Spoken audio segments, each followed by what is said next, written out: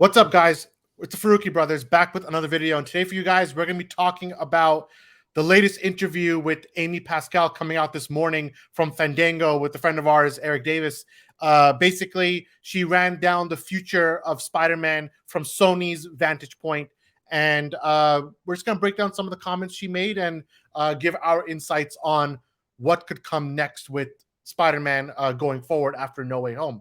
So, just to start right off the bat, and the biggest news of the uh, article, and I'm just pulling it up right now, so I'm looking at it, is that Spider-Man will continue to be part of the MCU going forward, and Tom Holland is the Spider-Man that Sony and Marvel are committing to for at least one more trilogy, which is pretty big. No other Spider-Man, as we know, made it past three individual films. Obviously, Tobey only had three, Andrew only had two, and now Tom is in his third solo, but in his sixth overall movie, if you count crossovers. So he's been Spider-Man for a while and looks like he will continue to be Spider-Man for a while. But there's a lot of interesting elements.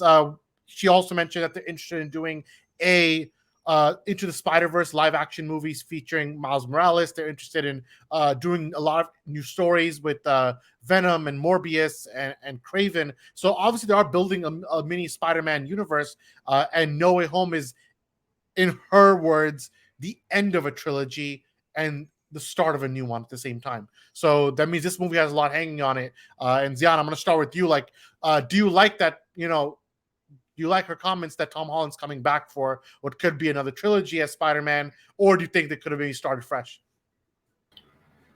I think it's fine that they're going to continue on with him. Obviously, like you said, that it is new territory basically to continue past the trilogy. All the Spider-Man we've seen in live action have had three at the max, and obviously Andrew with two, like you said. So seeing that they want to expand the story further, it does seem pretty cool because it's like, why restart when you're basically just getting started? Because this is kind of like this is just a setup, basically. So it's like, now that you have the world set up, obviously through three movies, but it's like, why stop now when you're like basically just getting started? Why not keep going further? And so hearing that another trilogy with Tom Holland is in the works, or at least planned, I'm pretty excited for that. I think he, as a Spider-Man, as an actor for the character, does a great job.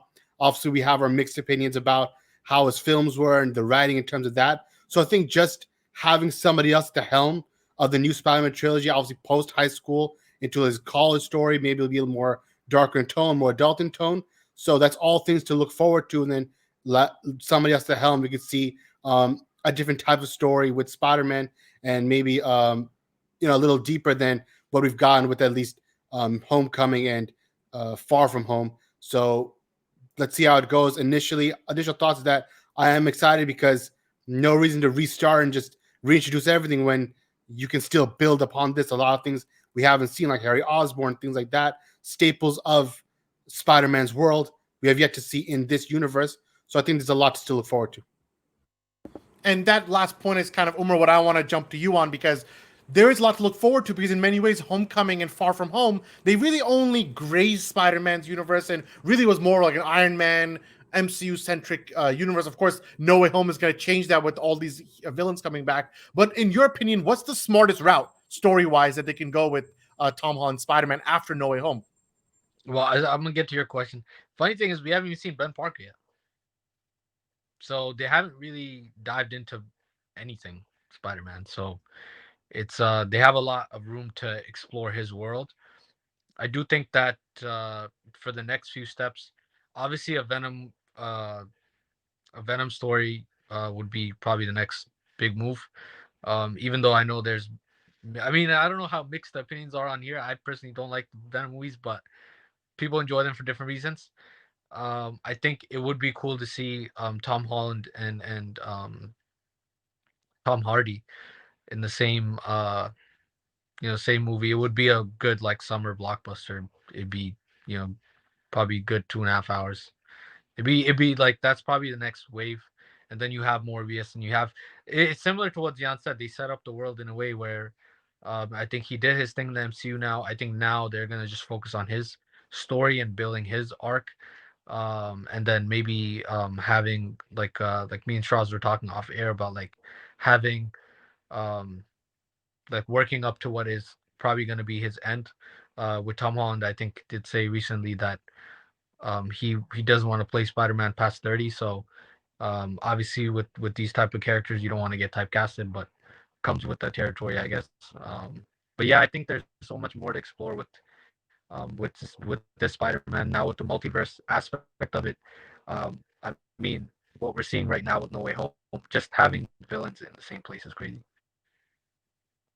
I don't understand what The reason we were smiling is that because you sound like a Terminator right now. But my most of those could be, and you became like like robot Umer. But you made a ton of good points. In my opinion, the easy home run, like you said, is the next Spider-Man movie has to be Venom versus Spider-Man, or you do a symbiote saga. Again, we saw symbiote saga play out pretty one-to-one in Spider-Man 3, so I don't know how much you can do that story again and change it unless you really go a specific direction. But we saw what the black suit does and how Peter Parker reacts to it. Can you do that again? Yes. How effective will it be? I don't know. So maybe you can just jump that and skip it and go right to Venom versus Spider-Man fighting each other. I don't know, but I think that's an easy next movie. I'll say it this way. Well, it would have to be reversed because you already have Eddie Brock as Venom now. So it can't be that, oh yeah, the symbiote goes on Spider-Man first and then Eddie Brock. You already jumped to the Venom versus Spider-Man because Eddie Brock is already Venom. Yeah. They're 100% going to put him in the suit because they want to sell those action figures. Of course. Again, the action figure point is very good. Like they do have to sell those action figures. They could do it. I think honestly, they should change it up and do it like within 2 films. Like he should have his black suit like by the end of the first movie in the trilogy through the second movie, and then at the end of the second one lose it. I think that would be a little more better to really explore how the symbiote affects Peter Parker and what he does like to his surroundings and to the people like who are closest to him. Because we know Spider-Man 3 did it one way, but I think like the gold standard was how Spectacular Spider-Man did it. And I think if they kind of go that route with the symbiote, Tom Holland could do really well in that role. I'll actually go one step further and say not only should he be in the black suit for 2 movies, I would put him in a crossover movie also, because I think what's interesting to see him interact with his own characters. I want to see him interact with an Avenger in the black suit and then maybe turn on them or fight them or kind of be more rough or even kill someone. Go a little further and show how a black suit Spider-Man interacts in the MCU, because we've seen already Spider-Man 3 doing him in his own singular world where he just only affects the characters in his own universe. I think it'd be smart to make him fight, I don't know, Anthony Mackie's Captain America, something like that, and do something different. I think that could be interesting. But my overall point before I jump to you, Samir, the point I wanted to make was Amy Pascal said 3 movies, right? 3 solo movies roughly. If we have 3 movies, I would personally go Venom for the first movie. Second movie, go Harry Osborn, do some kind of Harry Osborn story. I think it's important to get him out there. And the third movie, you bring out Miles Morales and officially transition Peter out of the role, whether you kill him or give him a nice retirement. Whatever they want to do, they can do. But I think then you set Miles up going forward after the trilogy is over. That's the simplest way to tee this up. And like Tom Holland said, he only wants to play the role till he's 30. Even if he plays maybe till 31, 32, there is always the danger of typecasting. I just asked Daniel Radcliffe, he has been getting some roles, but much of his career, he's just Harry Potter forever. It's hard to just deviate and become something else after playing something from young to adulthood.